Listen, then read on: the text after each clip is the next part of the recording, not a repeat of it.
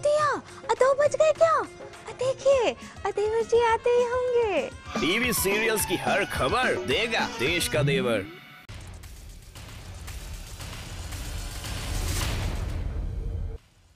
सुबह के 8 बज रहे हैं। आप देख रहे हैं सारा देश 100 खबरें और मैं हूं आपके साथ अर्पिता आर्य। तो चलिए शुरुआत करते हैं इसके सिलसिले की। यूपी के बुलंदशहर में एक किराना व्यापारी को दिन दहाड़े गोली मार दी गई। गोली मारने की पूरी वारदात सीसीटीवी कैमरे में कैद। वारदात उस वक्त हुई जब पीड़ित शख्स अपनी दुकान में बैठा हुआ था। बदमाशों ने 2 फायरिंग की, जिसमें एक गोली व्यापारी की जांघ में लग गई।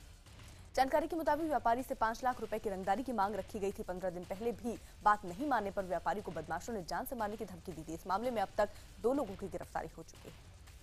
यूपी के बुलंदशहर के खुर्जा थाने में चमड़े के पट्टे से युवक की पिटाई का मामला सामने आया। पिटाई के दौरान सीओ और थानेदार भी मौजूद थे।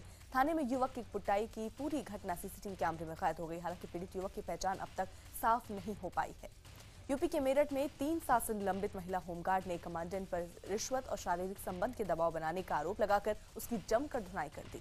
महिला होमगार्ड से पीटने के बाद कमांडेंट मौके से फरार हो गया। इसके बाद पुलिस ने आरोपी महिला को हिरासत में ले लिया है।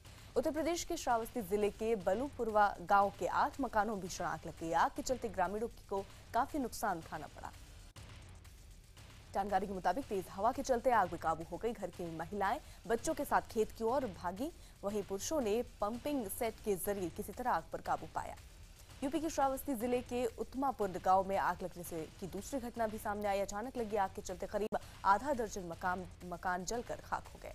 यूपी के मथुरा में एक बर्गर पॉइंट पे भीषण आग लग गई। आग लगने का कारण शॉर्ट सर्किट बताया जा रहा है। मुंबई के घाटकोपर में एक बुजुर्ग महिला ने ट्रेन के आगे कूदकर खुदकुशी करने की कोशिश की, लेकिन महिला के ऊपर से पूरी ट्रेन गुजरने के बाद भी उसकी जान बच गई। ये सारी वाकया सीसीटीवी में कैद। तेलंगाना के निजामाबाद में सड़क हादसे की रोंगटे खड़े कर देने वाली तस्वीरें सामने आई है। 2 गाड़ियों के बीच कार के पिसने से हुए इस हादसे में 5 लोगों की मौत हो गई। सीसीटीवी में कैद इस सड़क हादसे में आप देख सकते हैं कि किस तरह से एक बेकाबू ट्रक ने मारुति कार को न सिर्फ जोरदार टक्कर मारी, बल्कि उसे घसीटते हुए आगे ले गया और सामने से आ रही लॉरी से टकरा गया। कार, लॉरी और ट्रक के बीच बुरी तरह से पिस गई। उसमें सवार लोगों की मौत हो गई। तेलंगाना के मुख्यमंत्री चंद्रशेखर राव ने भी दुख जताया है। फिलहाल पुलिस ने मामला दर्ज कर लिया है। रूस की राजधानी मॉस्को में एक परिवार बिल्डिंग के 5वीं मंजिल पर लगी भयानक आग में फंस गया। 5वीं मंजिल के अपार्टमेंट में लगी आग में फंसे इस परिवार के पास नीचे कूदने के सिवाय कोई दूसरा चारा नहीं था। बिल्डिंग में लगी आग से बचने के लिए परिवार के एक सदस्य को नीचे कूदने को कहा गया। फिर नीचे खड़े लोगों ने बिल्डिंग के ऊपर से कूद रहे एक शख्स को बचा लिया। चीन में 2 मंजिला मकान अचानक गिर गया। गनीमत रही कि हादसे में कोई जख्मी नहीं हुआ, क्योंकि हादसे के वक्त इमारत में कोई मौजूद नहीं था। यह हादसा चीन के गुआंगशी जुआंग प्रांत में हुआ है। दरअसल चीन के कई हिस्सों में पिछले कई दिनों से भारी बारिश हो रही है, जिससे वहां के मकानों की नींव में पानी भर गया है। पानी भरने के चलते ही वहां कई मकान इसी तरह गिर रहे हैं। चीन से एक और चौंकाने वाला वीडियो सामने आया, जहां सड़क धंसने से 3 गाड़ियां और कुछ पेड़ देखते ही देखते सड़क में समा गए। हादसे में किसी के हताहत होने की खबर नहीं। घटना 23 मई की बताई जा रही है। कुछ ऐसा ही वाकया देखने को मिला यूएस के बाल्टीमोर में, जहां जमीन धंसने से देखते ही देखते कई मीटर लंबी सड़क गायब हो गई। सड़क पर खड़ी गाड़ियां भी जमीन में समा गई। वीडियो में साफ दिख रहा है कि जब सड़क धंसती है तो पानी का एक गुबार सा उठता है और देखते ही देखते एक एक करके गाड़ियां जमीन में समा जाती हैं। इटली के फ्लोरेंस इलाके में एक 200 मीटर बड़ा सिंक होल खुलने से हादसा हो गया। वहां खड़ी सैकड़ों कारें सिंक होल में समा गई। हादसे के बाद पास की 2 रिहायशी इमारतों को खाली कराने के आदेश दिए गए। इटली के फ्लोरेंस में एक हुए इस हादसे से लोगों में हड़कंप मच गया। दमकल विभाग की रिपोर्ट के मुताबिक अंडरग्राउंड पानी की पाइपलाइन फटने से यह हादसा हुआ। सफर के दौरान ट्रैफिक जाम में फंसने से बचाने के लिए चीन ने एक नया तरीका इजाद किया है। चीन के इंजीनियर्स ने नए एलिवेटेड बस का डिजाइन तैयार किया है, जो गाड़ियों के ऊपर से गुजर जाएगी। ये बस अंडरपास की तरह काम करेगी और एक फिक्स ट्रैक पर चलेगी, जैसे कि ट्राम चलती है। इसमें 1200 यात्री बैठ सकते हैं। बीजिंग में 19वें इंटरनेशनल हाईटेक एक्सपो में इसे पेश किया गया। हैदराबाद में रिकॉर्ड बनाने के लिए कृष्ण कुमार नाम के युवक ने महज 60 सेकंड में 79 लोगों को जादू की झप्पी दे दी। कृष्ण कुमार के इस रिकॉर्ड को गिनीज वर्ल्ड बुक में दर्ज किया गया है। बिहार के पटना में शिशु रोग विशेषज्ञ डॉक्टर हेमंत कुमार से भी 1 करोड़ रुपए की रंगदारी मांगने का मामला सामने आया। जानकारी के मुताबिक डॉक्टर हेमंत कुमार के मोबाइल नंबर पर एक एसएमएस आया, जिसमें रंगदारी मांगी गई। बिहार के मोतिहारी में पवन कुमार नाम के कपड़ा व्यापारी को गोली मार दी गई। जानकारी के मुताबिक बाइक सवार 2 बदमाशों ने पवन से 3 लाख रुपए से भरा बैग छीनने की कोशिश की। विरोध के बाद व्यापारी को गोली मारने के बाद बदमाश फरार हो गए। कपड़ा व्यापारी पवन कुमार की बाह में गोली लगने के बाद उन्हें अस्पताल में भर्ती कराया गया है। पुलिस आरोपियों की तलाश कर रही है। बिहार के वैशाली जिले में वार्ड चुनाव के दौरान रियाउद्दीन खान नाम के उम्मीदवार को गोली मार दी गई। रियाउद्दीन को सदर अस्पताल में भर्ती कराया गया है। घायल ने विरोधी गुट के लोगों पर वारदात को अंजाम देने का आरोप लगाया। बिहार के कैमूर में 2 किसानों से 1,30,000 लूट लिए गए। वारदात के वक्त पीड़ित किसान पीएनबी बैंक से रकम निकालकर घर जा रहे थे। लूट की शिकायत मिलने के बाद पुलिस ने तुरंत कार्रवाई करते हुए 2 बदमाशों को गिरफ्तार कर लिया। हालांकि एक अपराधी अभी भी फरार है। बिहार में शराबबंदी के दौरान कैमूर जिले के प्रशासन पर अवैध वसूली का आरोप लगा है। आरोप के मुताबिक उत्पाद विभाग के लोगों ने पंजाब से कार से आ रहे 3 व्यवसायियों को रोका और उनकी गाड़ी में शराब की 1 बोतल रख दी। पीड़ित व्यापारियों का आरोप है कि अवैध शराब रखने के जुर्म में अधिकारियों ने 10 साल की सजा और 1 लाख के जुर्माने का डर दिखाया और 25,000 रुपए वसूल लिए। 3 दरोगा सहित 4 लोगों को पर केस दर्ज किया गया है। रांची से पटना जा रही सुपर हटिया एक्सप्रेस के जनरल बोगी से रेल पुलिस ने 15 बोतल विदेशी शराब बरामद की है। बताया जा रहा है कि बिहार में शराबबंदी के बाद झारखंड से बड़ी मात्रा में शराब की तस्करी की जा रही है। बिहार के गया में एलजेपी नेता सुदेश पासवान की सरेआम हत्या कर दी गई। दरअसल सुदेश ने पत्नी के पंचायत चुनाव लड़ने के लिए रैली का आयोजन किया था। इसी दौरान बाइक सवार बदमाशों ने उनकी हत्या कर दी। फर्जी बैंक अधिकारी बनकर लोगों को चूना लगाने वाले कॉल सेंटर रैकेट का फांडाफोड़ हुआ है। मामला दिल्ली के न्यू अशोक नगर थाने का है। पुलिस के मुताबिक ये गिरोह अब तक 2 करोड़ की ठगी कर चुका है। फर्जी कॉल सेंटर के जरिए लोगों को चूना लगाने वाले इस गिरोह के 4 लोगों के पास से पुलिस को 3 फर्जी बैंक अकाउंट भी मिले हैं। इन अकाउंट्स में जमा 55 लाख रुपए का भी खुलासा हुआ है। दिल्ली के कृष्णानगर में चोरों ने एक एटीएम मशीन उखाड़ने की नाकाम कोशिश की। वारदात बैंक ऑफ हैदराबाद की है, जहां सीसीटीवी कैमरे में चोर एटीएम उखाड़ते हुए कैद हो गए।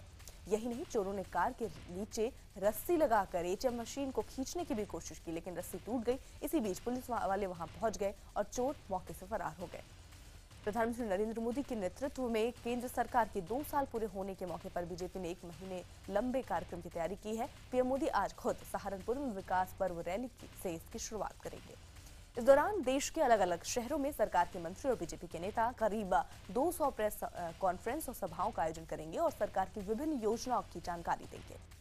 वॉल स्ट्रीट जर्नल को दिए गए एक इंटरव्यू में पीएम मोदी ने अमेरिकी राष्ट्रपति ओबामा को अपना अच्छा दोस्त बताया। उन्होंने कहा कि आतंकवाद से किसी भी तरह का समझौता नहीं किया जा सकता।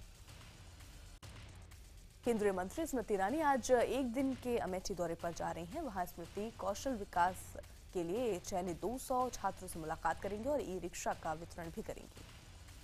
IVN7 की deputy managing editor Sumit Awasthi से एक खास मुलाकात के दौरान गुजरात की सीएम आनंदीबेन पटेल ने खुद को मुख्यमंत्री पद से हटाए जाने की खबरों को अफवाह बताया है।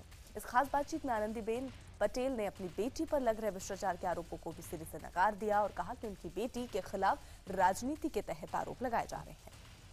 4 दिवसीय यात्रा पर चीन गए राष्ट्रपति प्रणब मुखर्जी ने दूसरे दिन इंडो चाइना बिजनेस फोरम को संबोधित करते हुए कहा कि चीन के व्यापारियों को भारत में निवेश बढ़ाना चाहिए।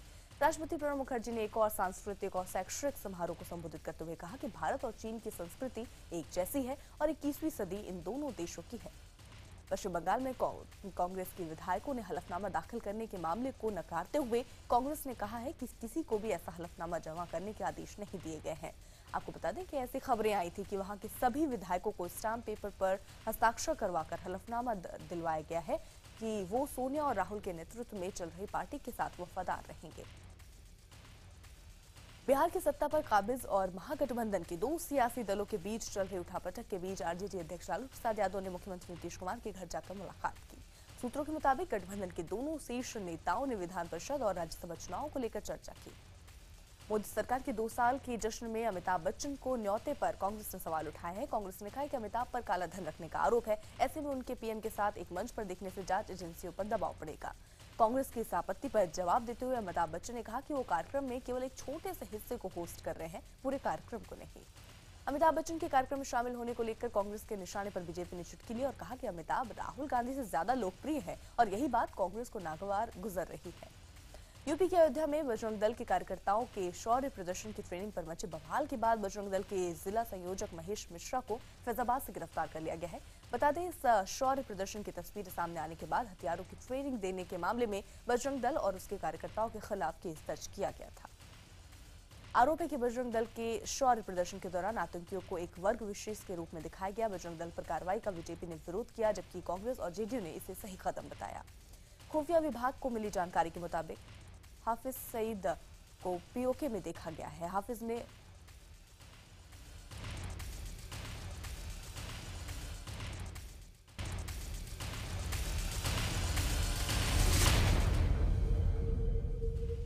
खुफिया विभाग को मिली जानकारी के मुताबिक आतंकी हाफिज सईद को पीओके में देखा गया। हाफिज ने उरी और मुजफ्फराबाद में 13 और 14 मई को लश्कर के कैडर के साथ 4 बैठकें की।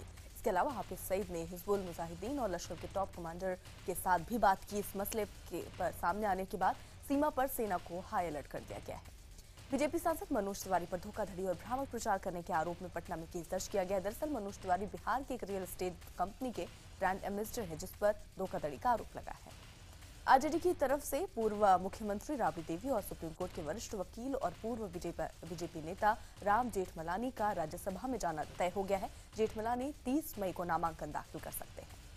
भदोही में मुख्यमंत्री अखिलेश की जनसभा के दौरान एक युवक ने जमकर हंगामा किया। बताया जा रहा है कि युवक नौकरी न मिलने पर परेशान था और नौकरी की मांग को लेकर सीएम के मंच पर जाने की कोशिश कर रहा था।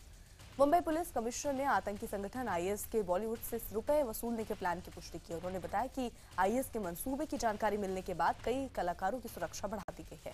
बता दें, आईएस से जुड़े होने के शक में गिरफ्तार किए गए 23 भारतीय युवकों में से एक मुद्दीब शेर ने पूछताछ में इस बात का खुलासा किया। अंडरवर्ल्ड की तरफ से वो भी बॉलीवुड से पैसे वसूलने की फिराक में थे। दाऊद इब्राहिम से बातचीत के मामले में महाराष्ट्र कैबिनेट मंत्री एकनाथ खड़से से अभी उन्हें क्लीन चिट नहीं मिली है। मुंबई कमिश्नर ने कहा है कि कुछ और डेटा मिलने के बाद जांच जारी है। जम्मू कश्मीर के पुलवामा में आतंकी हमले में एक पुलिसवाले की मौत हो गई, जबकि एक पुलिसवाला गंभीर रूप से जख्मी है। हमले में नेशनल कॉन्फ्रेंस के पूर्व विधायक बाल बाल बच गए। ढाबे वाले की पिटाई का वीडियो सामने आने के बाद दिल्ली के सनलाइट कॉलोनी थाने के एसएचओ को लाइन हाजिर किया गया है। पीड़ित ढाबे वाले की अतिक्रमण हटाने के दौरान पिटाई की गई थी। एसएचओ के सामने ही पुलिस वालों ने ढाबे वाले की पिटाई कर दी थी, जिसके बाद ढाबे वाले की शिकायत उसने की और केस की जांच होने तक एसएचओ प्रदीप पॉलीवाल को लाइन हाजिर कर दिया गया। मध्य प्रदेश के इटारसी में बीजेपी विधायक के स्वागत में खुलेआम गोलियां चलाई गई। इलाके में के विधायक संजय शर्मा के पहुंचने पर उनके समर्थकों ने खुलेआम फायरिंग की। समर्थकों की फायरिंग के दौरान बीजेपी विधायक वहां खुद मौजूद थे, लेकिन उन्होंने भी इस फायरिंग को रोकने की कोशिश नहीं की, जबकि इस तरह फायरिंग से पहले भी कई हादसे हो चुके हैं। बीएचयू में आम आदमी पार्टी के कार्यकर्ता और छात्रों के बीच मारपीट का मामला सामने आया। दरअसल आप नेता 24 घंटे लाइब्रेरी खोले जाने को लेकर अनशन कर रहे छात्रों का समर्थन करने वहां पहुंचे थे, लेकिन अनशन कर रहे छात्रों के समर्थन में पहुंचे आम आदमी पार्टी के नेता का दूसरे छात्रों ने विरोध किया, जिसके बाद दोनों पक्ष आपस में भिड़ गए और फिर जमकर मारपीट हुई। आम आदमी पार्टी नेता संजय सिंह ने ट्वीट कर बीएचयू के वीसी पर हमला किया और छात्रों को निष्कासित किए जाने की घटना की आलोचना की। मध्य प्रदेश के बड़वानी के कलेक्टर अजय गंगवार ने फेसबुक पोस्ट में नेहरू गांधी पर चल रहे विवाद पर अपनी राय रखी। साथ ही नेहरू गांधी परिवार पर हमला करने वाले लोगों पर तंज भी कसा। गंगवार ने लिखा कि नेहरू जी ने 1947 में आपको हिंदू तालिबानी बनने से रोका, तो ये उनकी गलती थी। IBN7 से बात करते हुए उन्होंने अपने इसे कहा कि ये उनका अपना निजी विचार है। मुंबई की लाइफलाइन मानी जाने वाली लोकल ट्रेन को बुधवार देर रात करीब 9 बजे तकनीकी वजहों से ब्रेक लग गई। करीब 3 घंटे बाद ट्रेन यातायात को फिर सुचारू रूप से शुरू किया गया। सेंट्रल रेलवे के मुमरा स्टेशन पर लगे ट्रांसफार्मर में शॉर्ट सर्किट होने के चलते ब्रिकोली स्टेशन पर ओवरहेड वायर ब्रेकडाउन होने की वजह से 3 घंटे तक लोकल ठप हो गई। यूपी के कन्नौज में पिछले 1 महीने से अपनी बेटी के शव को सहेज कर रखने वाले एक पिता की मुहिम रंग लाई है। लड़की के शव को दोबारा पोस्टमार्टम कराने के बाद अंतिम संस्कार कर दिया गया। हालांकि अभी पोस्टमार्टम रिपोर्ट आनी बाकी है। बीटेक फर्स्ट ईयर में पढ़ने वाली रितु यादव नाम की छात्र ने करीब 1 महीने पहले ग्रेटर नोएडा में खुदकुशी कर ली थी। भूमाता ब्रिगेड की तृप्ति देसाई ने यह ऐलान किया है कि वो आज 11 बजे नासिक के कपिलेश्वर मंदिर में गर्भगृह में प्रवेश करेंगी। आपको बता दें, इससे पहले भी तृप्ति यहाँ प्रवेश के लिए आई थी। पिछली बार जब तृप्ति देसाई यहाँ गई थी तब गांव वालों ने जमकर विरोध किया था और मंदिर कार्यालय में तोड़फोड़ भी की थी। इसी घटना को देखते हुए पुलिस ने सुरक्षा के पुख्ता इंतजाम किए हैं। छत्तीसगढ़ के जशपुर में एक महिला ने अपने पति के अत्याचार से परेशान होकर 3 महीने के बच्चे के साथ 30 फीट गहरे कुएं में छलांग लगा दी। बच्ची और महिला दोनों को बचा लिया गया। उत्तराखंड के पर्वतीय इलाकों में हो रही बारिश के बाद नदियों में जल स्तर बढ़ने लगा है। इसके साथ ही सूबे के नदी किनारे बसे शहरों में प्रशासनिक अमले को सक्रिय कर दिया गया है। नदियों के जलस्तर में अचानक हुई बढ़ोतरी से श्रीनगर और रुद्रप्रयाग में अलकनंदा नदी में कई लोग टापू में फंस गए हैं, जिन्हें घंटों की मशक्कत के बाद रेस्क्यू टीम ने बचाया है। अभिनेता अजय देवगन की आने वाली फिल्म शिवाय के पोस्टर को लेकर विवाद शुरू हो गया है। दिल्ली के तिलक मार्ग थाने में मनमोहन सिंह नाम के एक वकील ने अजय के खिलाफ शिकायत की है। दिल्ली पुलिस को दी गई शिकायत में अजय देवगन पर धार्मिक भावनाएं भड़काने का आरोप लगाया गया है। करण जौहर अपनी अगली film student of the year के सीक्वल की तैयारी शुरू कर रहे हैं। फिल्म में शाहिद के छोटे भाई ईशांत और सैफ अली खान की बेटी सारा खान दिखाई देंगी। राजकुमार संतोषी की अगली फिल्म में अब सलमान खान की जगह अभिषेक बच्चन को लिया जाएगा।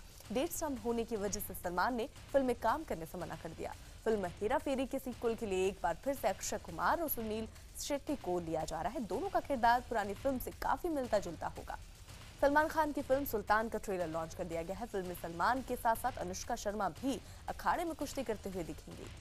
ऑस्ट्रेलिया की सिडनी में एक कार रेकिंग यार्ड और फैक्ट्री में भीषण आग लग गई। आग इतनी भयानक थी कि उसको बुझाने के लिए सैकड़ों दमकल के कर्मचारियों को लगना पड़ा।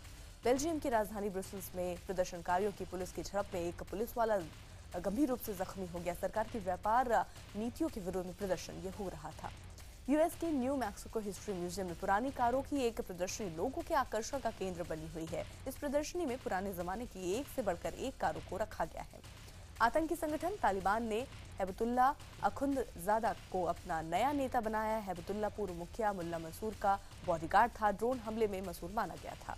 आईपीएल में खेले गए दूसरे क्वालिफायर में हैदराबाद ने कोलकाता नाइट राइडर्स को हरा दिया। इस हार के साथ ही कोलकाता का आईपीएल में सफर खत्म हो गया। हैदराबाद की क्वालिफायर में जीत के बाद अब उसका मुकाबला एलिमिनेटर में गुजरात से होगा, जिसमें से जीतने वाली टीम फाइनल में बेंगलुरु से भिड़ेगी। बेंगलुरु के कप्तान विराट कोहली ने अपनी टीम के साथ ही एबी डिविलियर्स को मौजूदा समय का सबसे बड़ा बल्लेबाज बताया। गुजरात के खिलाफ डिविलियर्स की शानदार पारी के बाद कोहली ने ये बयान दिया। आशीष नेहरा के घुटने की सर्जरी हो चुकी है। नेहरा ने यह ऑपरेशन लंदन में करवाया। गौरतलब है कि आईपीएल में खेलने के दौरान नेहरा के पैर में चोट लग गई थी।